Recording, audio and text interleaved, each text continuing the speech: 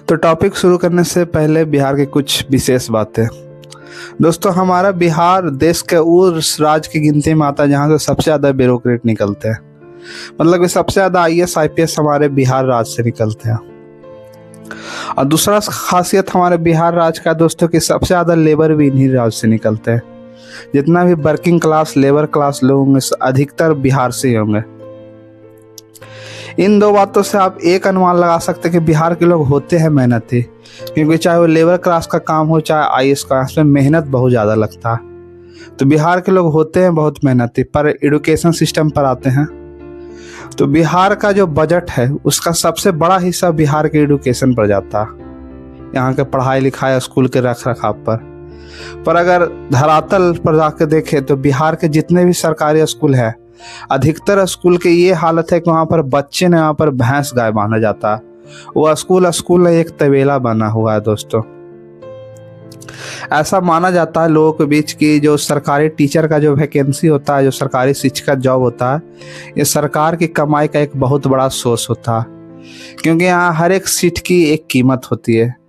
मतलब कि आप सरकारी शिक्षक बनना चाहते हैं तो आपका ये फिक्स रेट ऊपर से आएगा, उस रेट को दीजिए और आप सरकारी टीचर एज ए ज्वाइन कर सकते हैं।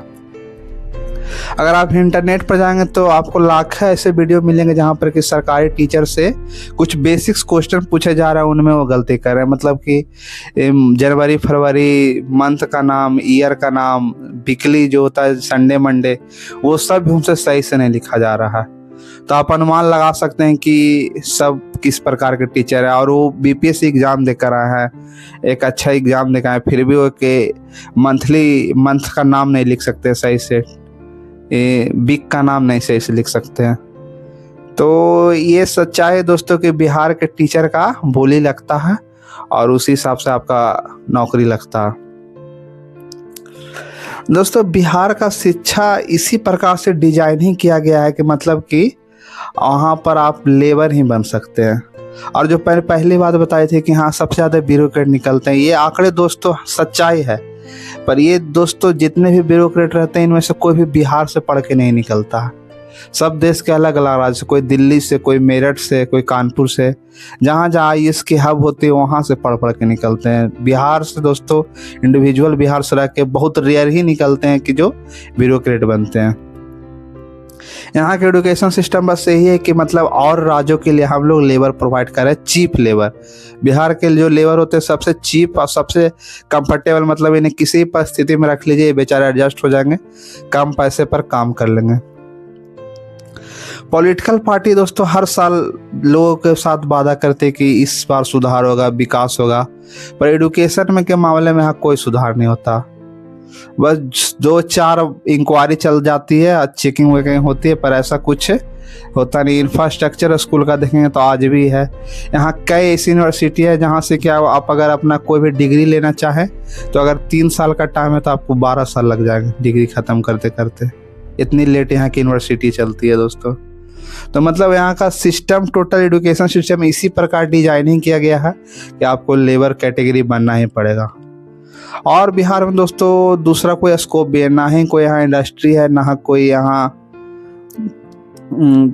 फैक्ट्री वगैरह है कि आप यहाँ पर जा सकते हैं। यहाँ पर जो है जो आप एजुकेशन के बल या फिर अदर राज्य में जाकर कमाना पड़ेगा, यही होता है दोस्तों। इसी कारण बिहार से माइग्रेशन भी सबसे ज़्यादा अधिक हुआ है।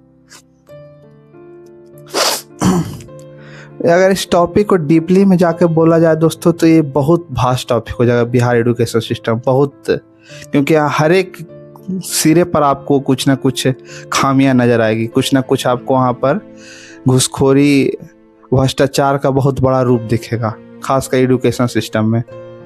तो डिटेल में नहीं आकर बस आपको यही बताना चाह रहा हूँ कि बिहार के एजुकेशन सिस्टम दोस्तों बस इसी प्रकार से डिजाइन है फिलहाल के समय में कि आप अगर बिहार से एजुकेशन अपना करते हैं, अगर गवर्नमेंट स्कूल गवर्नमेंट कॉलेज के भरोसे करते हैं, तब दोस्तों आप भविष्य में जाकर एक लेबर ही बनने जा रहे हैं। और दोस्तों यहाँ पर सबसे ज़्यादा गरीबी भी यहीं पर है। तो 95% लोग तो गवर्नमेंट स्कूल और गवर्नमेंट कॉलेज पर ही आश्रित रहते हैं, और जिनके कारण फिर से वो वर्किंग क्लास चैन का एक हिस्सा, लूप का हिस्सा बने रहते हैं। उनके पिताजी भी दूसरे राज्य में जाकर काम किए थे, अब उनका बेटा भी 10th किसी तरह पास करेगा, उसके बाद फिर वो दूसरे राज्य में जाकर काम करेगा। तो दोस्तों यही है बिहार का एजुकेशन सिस्टम।